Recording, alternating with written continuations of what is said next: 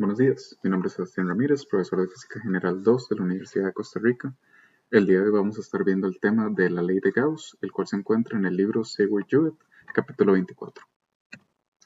Esta es una lectura relativamente corta, solo hay 4 temas. El primer tema, el flujo eléctrico. Segundo, ley de Gauss. Después, las aplicaciones de la ley de Gauss. Y finalmente, conductores en equilibrio estático, al igual que vamos a ver un ejemplo. Bueno, para empezar el flujo eléctrico, vamos a recordar del tema pasado que nosotros podemos representar campos eléctricos como líneas que salen o entran de una partícula cargada. Hay que darnos cuenta que en realidad no hay líneas que están saliendo o entrando, simplemente estamos viéndolas de esta manera, estamos visualizando como líneas que entran o salen para poder simplificar este análisis.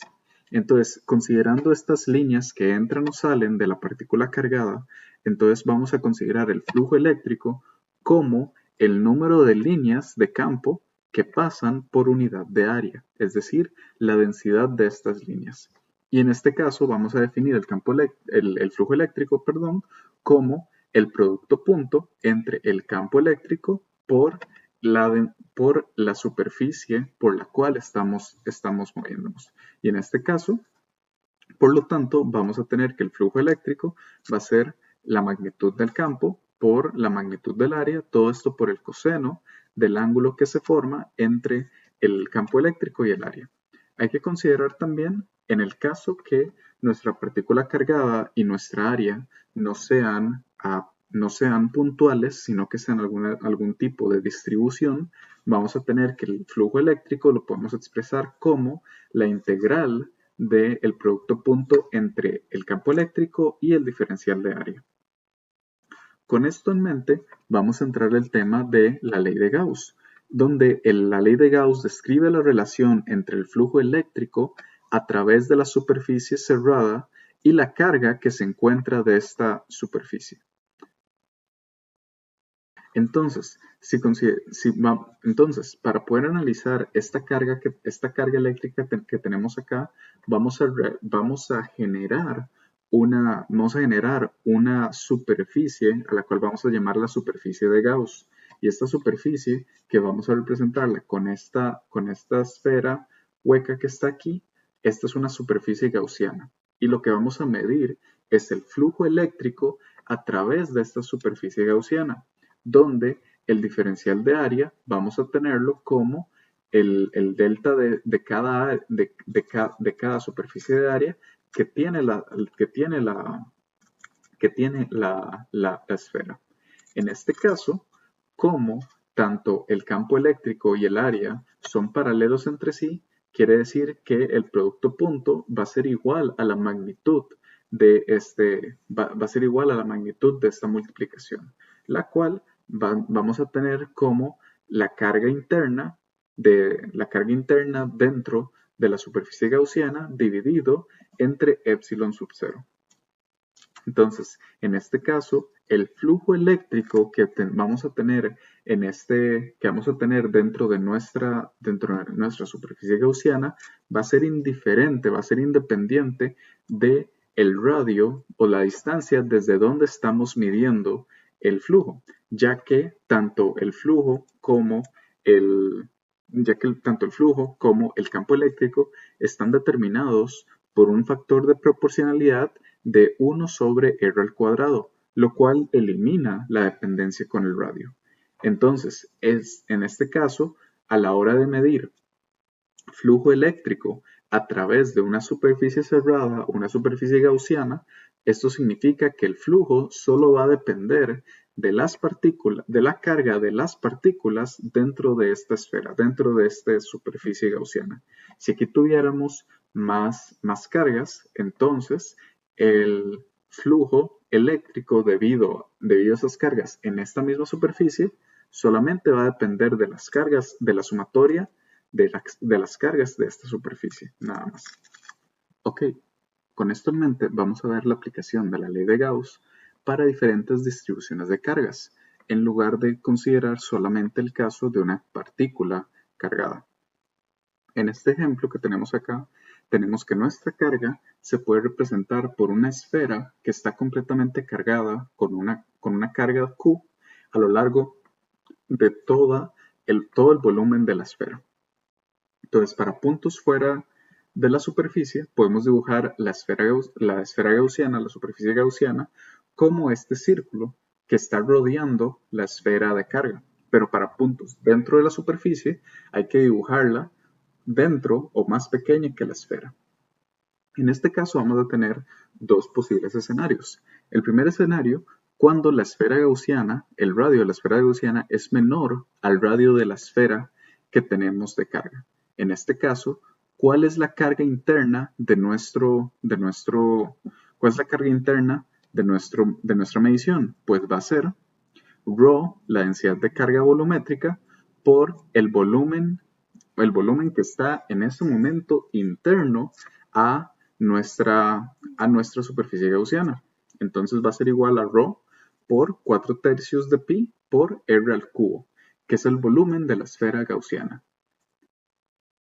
Y por el otro lado de la ecuación, vamos a tener que la integral cerrada del flujo, la integral cerrada de E por el diferencial de área, vamos a tener que va a ser el campo eléctrico generado en ese punto por 4pi por r al cuadrado, es decir, el área superficial de nuestra esfera gaussiana. Y todo esto, como vimos de la diapositiva anterior, va a ser igual a la carga interna dividido entre epsilon sub 0. Al desarrollar esa expresión, vamos a poder expresar que el campo eléctrico de nuestra esfera, para un caso donde el radio de nuestra superficie gaussiana es menor al radio de la esfera, vamos a tener que el campo eléctrico va a ser igual a la constante eléctrica, a la constante de Coulomb, por la carga de la esfera completa, todo esto dividido entre A al cubo por R. Es decir, que a medida que R va aumentando desde 0 hasta A, vamos a tener que el campo eléctrico va a ir aumentando de manera lineal. Por otro lado, el escenario número 2 es qué sucede si R, es decir, el radio de la esfera gaussiana, es mayor al radio de nuestra esfera cargada. Pues en este caso, lo único que cambia es que la carga interna dentro de nuestra esfera gaussiana va a ser igual a la carga total de nuestra esfera cargada. Y al desarrollar esta expresión, vamos a tener que el campo eléctrico va a ser igual a la carga completa dividido entre r al cuadrado. Es decir, que a medida que nos vamos alejando, una vez que estamos fuera de la esfera, pues el campo eléctrico que medimos de nuestra esfera va a ir disminuyendo y va a ir disminuyendo con una proporción de 1 sobre r al cuadrado. Otra aplicación que podemos considerar es en el caso de una línea completamente cargada, donde por ejemplo aquí vamos a tener que una superficie gaussiana que podemos expresar para esta línea va a ser igual a un cilindro con un radio r y una longitud l. Si realizamos este análisis, vamos a tener que el diferencial de área va a estar dado por la integral del diferencial de área va a estar dado por el área de nuestro cilindro, es decir, 2pi por r. Y todo esto va a ser igual a la carga de la línea dividido entre E sub 0. Al desarrollar esta expresión, vamos a tener que el campo eléctrico que está generando nuestra línea de carga va a estar dado por 2 por la constante de Coulomb por la densidad lineal, todo esto dividido entre R. Y esto va a estar dado para cualquier punto fuera de nuestra línea cargada. El último tema del día de hoy es el de conductores en equilibrio electrostático. Ahora, los conductores, como vimos en el capítulo anterior, pueden tener movimiento libre de carga dentro del material, ya que los electrones no están unidos a ningún átomo en específico. En el caso de un conductor en equilibrio electrostático, se considera de esta manera si y solo si no existe ningún movimiento de carga dentro de este conductor. Hay que considerar ciertas condiciones para que un conductor esté en equilibrio electrostático, las cuales tenemos en pantallas. En primer lugar, dentro de un conductor en equilibrio electrostático, el campo eléctrico va a ser cero dentro del conductor. Por otro lado, la segunda, si un conductor aislado tiene carga, esta carga se va a encontrar en la superficie del conductor. La tercera es que el campo eléctrico justo fuera de un conductor con carga es perpendicular a la superficie en este punto y va a tener magnitud dada como E igual a sigma dividido entre epsilon sub 0, donde sigma es la densidad de carga por superficie de área de este material conductor. Y finalmente, la última condición es que en un conductor de forma irregular, la densidad de carga superficial es máxima en aquellos puntos donde el radio de la curvatura de superficie es menor. Con esto en mente, vamos a considerar un ejemplo, donde vamos a estar realizando el análisis de una esfera que está localizada dentro de un cascarón esférico. Entonces, en este caso, vamos a tener una esfera que tiene una carga de Q y un radio de A, y todo esto está localizado dentro de un anillo esférico que tiene un radio interno de B y un radio externo de C, y que todo el anillo esférico tiene una carga total de menos 2Q. En este caso, vamos a considerar las 4 posibles soluciones del campo eléctrico. El primer caso, cuando el radio es menor al radio de la esfera A. Luego, cuando el radio se encuentra entre A y B. Tercero, cuando el radio se encuentra entre B y C. Y finalmente, cuando el radio se encuentra mayor a C. En el primer caso, aquí como lo dice, el cascarón conductor no crea un campo eléctrico en su interior debido a que estamos en un equilibrio. Por lo tanto, solamente tenemos que considerar el campo eléctrico generado dentro de la esfera. En este caso, vamos a tener un mismo escenario que cuando analizamos el campo eléctrico de una esfera en el capítulo anterior, donde el campo eléctrico de esta va a estar dada por la constante de Coulomb, por la carga de la esfera, todo esto dividido entre A al cubo multiplicado por R.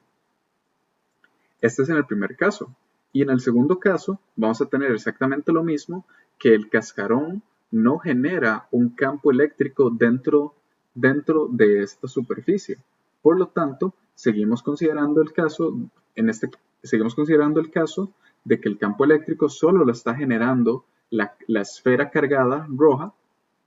Por lo tanto, va a ser el mismo caso del capítulo anterior, donde cuando la superficie gaussiana es mayor al radio de la esfera, entonces el campo eléctrico va a ser igual a la constante de Coulomb por la carga de la esfera dividido entre R al cuadrado. En el tercer caso, que es cuando el radio de la esfera es mayor a B pero menor que C, vamos a tener la región 3, donde el campo eléctrico va a ser cero, ya que el cascarón esférico es un conductor en equilibrio. Y si recordamos las condiciones de un conductor en equilibrio, sabemos que dentro del conductor como tal no hay campo eléctrico, porque el campo eléctrico y la carga se distribuyen a lo largo de la superficie, no dentro del conductor. Y la última región, que es cuando el radio de nuestra esfera gaussiana es mayor que el radio de nuestro cascarón cargado, entonces la esfera gaussiana va a salir por fuera de todo esto y vamos a tener que el campo eléctrico total va a estar dado por esta expresión que representa la sumatoria de la carga del cascarón negativo más el cascarón positivo, es decir, Q menos 2Q, que aquí me va a dar un campo eléctrico total de la constante de Coulomb, menos la constante de Coulomb, todo esto multiplicado por la carga Q dividido entre R al cuadrado. Es decir, regresamos en forma a la misma posición, donde esto, a medida que nos vamos alejando, se puede expresar como una partícula cargada que se está cuya superficie gaussiana se va expandiendo y expandiendo de igual manera a medida que está aumentando el valor de R. Con esto en mente, vamos a terminar la clase de hoy.